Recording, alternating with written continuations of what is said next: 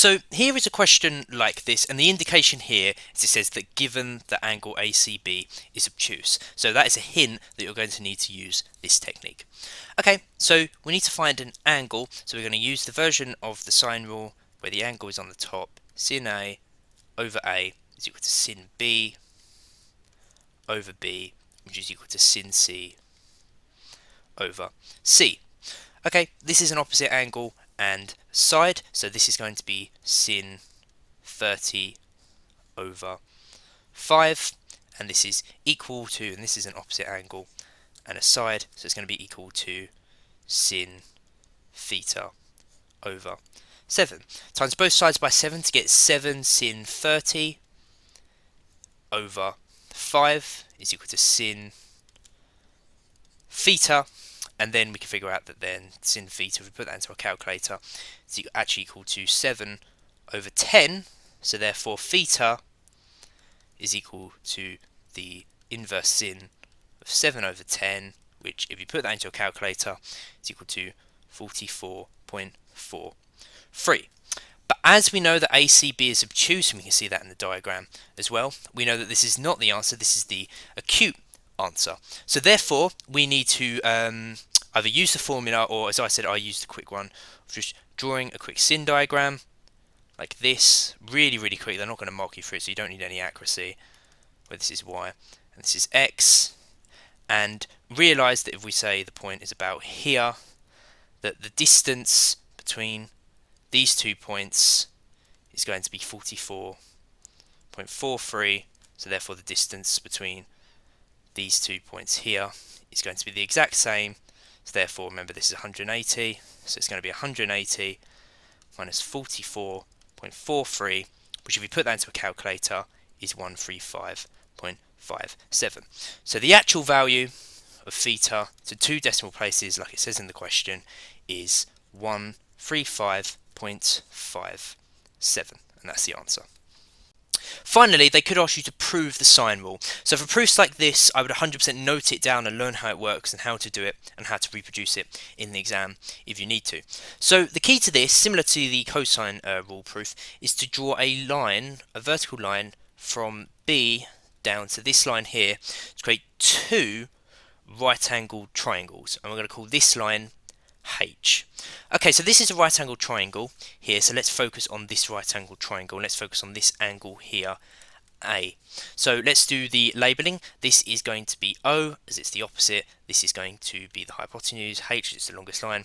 This is going to be A. Now let's focus on O and H, because for A, we don't actually know the length of this line, as remember, it's just this line here, and B is the whole line, so that's kind of frustrating to deal with. So let's focus on H and O, and using SOHCAHTOA we know that O and H is going to be the sin, so it's going to be sin theta is equal to O over H. Sub in the values to get sin, and remember it's this angle here, A is equal to O, which we called H, over the hypotenuse, which is C, times both sides by C to get C sin A is equal to H. Okay, now let's do it for the other angle here, C. So this is still going to be O, so we can just call it this. This is going to be the hypotenuse, its longest side, and this is going to be A. Same logic as before. Let's use O and H and ignore A. So it's still going to be sin theta is equal to O over H. So it's going to be sin C is equal to H over the hypotenuse, which is, remember this is the opposite, hypotenuse, which is A, times both sides by A to get A sin C is equal to H. And now we've got these two are both equal to H, we can equal them to each other, so we can do A sin C is equal to C sin A.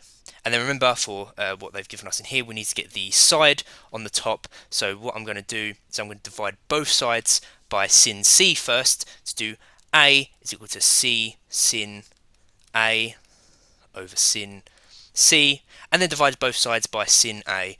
Cancel this out to get A over sin A is equal to C over sin C.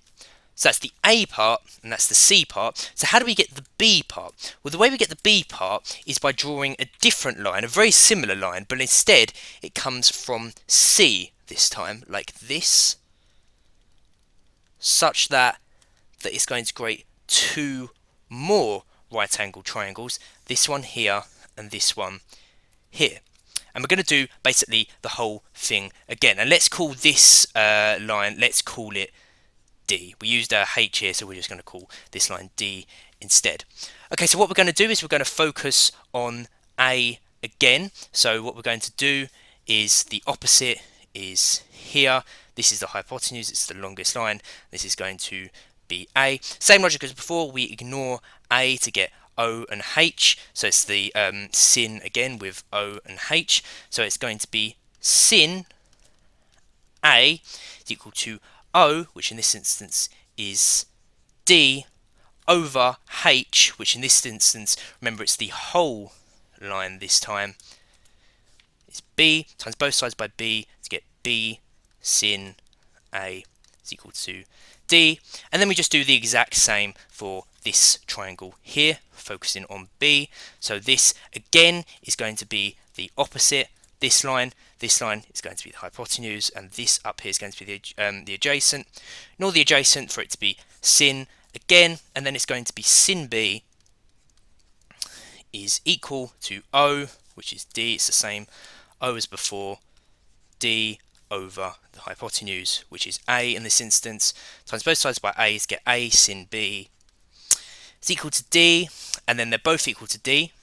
So we can do the exact same thing as before to do B sin A is equal to A sin B, and then we can do the kind of exact same dividing process as before, and this will give us eventually B over sin B is equal to A over sin A. And because we got A equals sin A is equal to B over sin B and C over sin A, therefore we can equal the whole thing to get A over sin A is equal to B over sin B, which is equal to C over sin C.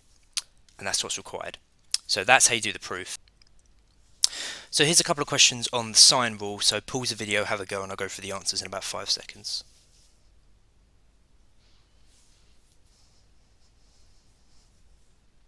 Okay, so for question 1, we're not necessarily finding a side, but we're trying to find x, which is in the two sides. So therefore we're going to use the side version, where the side is on the top of the sine rule, whereas A over sine A is equal to B over sine B, which is equal to C over sine C.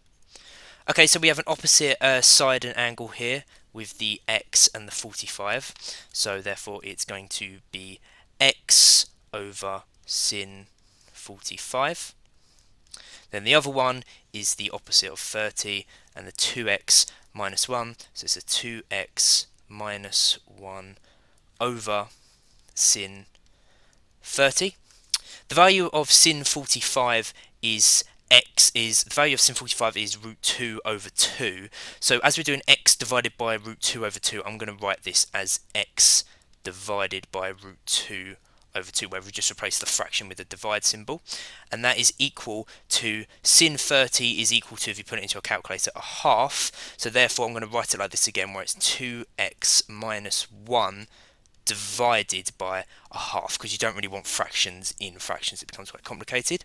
Remember that when you're dividing a fraction, it flips it around, so this is going to become x times 2 over root 2. This is going to be equal to 2x minus 1 times 2 over 1, which is just 2.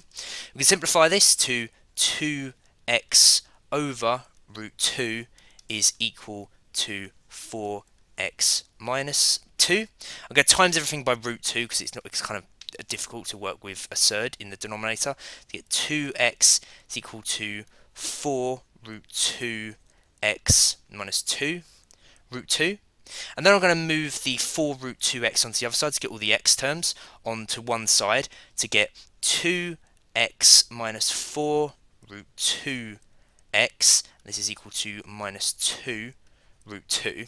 Then I'm going to factorise the x out in order to get, I'm going to do it up here, x, and then it's going to be 2 minus 4 root 2. I've just taken the common term, which is the x, out of both of the terms, and that is equal to minus 2 root 2. And then we can do x is equal to minus 2 root 2 and divide both sides by 2 minus 4 root 2 to get 2 minus 4 root 2 as the denominator, and this will cancel out. Now this is we need to rationalise the denominators. We've got a surd in the denominator. I did a video on this, but there's a lot easier way to do this. We can just put this into our calculator, put minus 2 root 2 over 2 minus 4 root 2 into our calculator, and it simplifies it for us into root 2 plus 4 over 7. And that's the final answer. X is equal to root 2 plus 4 over 7. So for question 2, this is a bit more of a long-winded and complex question, so you have to take it a bit more slowly and think about it. So firstly, for questions like this, as there's quite a bit of longer, of kind of like a worded bit, I would always read the worded bit to make sure there's nothing in there that isn't directly stated in the diagram, so then you don't miss out on any information. Luckily in this question, there isn't.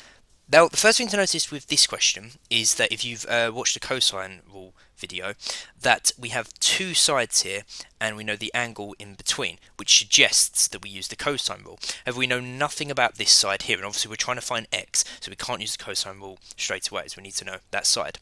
But we have this pairing of an angle and its opposite side, and we've talked about before how whenever you see this, this is an indication that we're going to need to use the sine rule.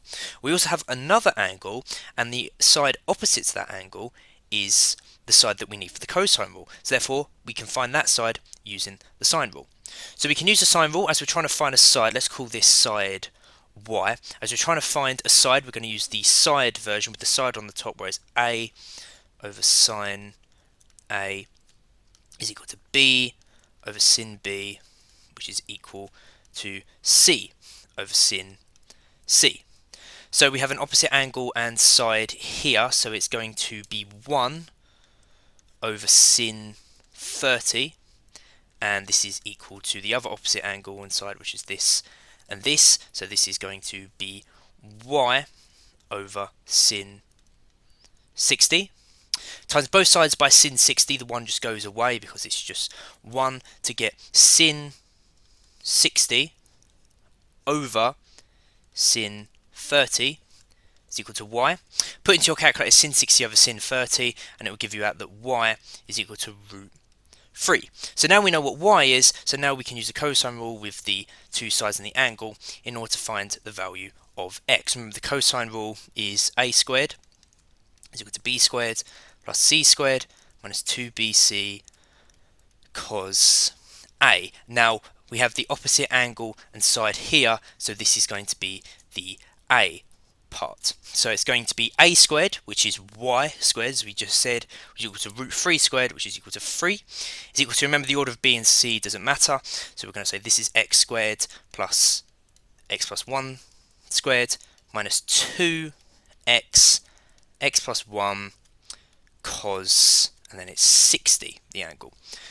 We do 3 is equal to x squared if we're simplifying, expand the brackets to x squared plus 2x plus 1 minus, and we're going to keep the minus outside, do 2x times x, which is 2x squared, and then 2x times 1, which is plus 2x. Cos 60 is equal to a half. Simplify it further to do 3 is equal to x squared plus x squared, which is 2x squared plus 2x plus 1 minus, we're going to keep the minus out, and we're going to times this bracket by the half, and we have to times the whole bracket by the half, so it's going to be 2x squared times a half, which is just x squared, and then it's going to be 2x times a half, which is just x. Expand the brackets to do 3 is equal to 2x squared plus 2x plus 1. Remember, do the minus times the whole bracket, so do minus x squared minus x, needs to be minus x as well. Simplify this to do 3 is equal to x squared, because it's 2x squared minus x squared, plus x plus 1. Bring the 3 onto the other side to do x squared plus x minus 2 is equal to 0. And then you can solve this by either factorising or putting it into your calculator, and this will give out the values of x is equal to 1 or minus 2. But obviously x cannot be equal to minus 2 because then we'd have up here a negative side, so therefore x is equal to 1, and that's the final answer.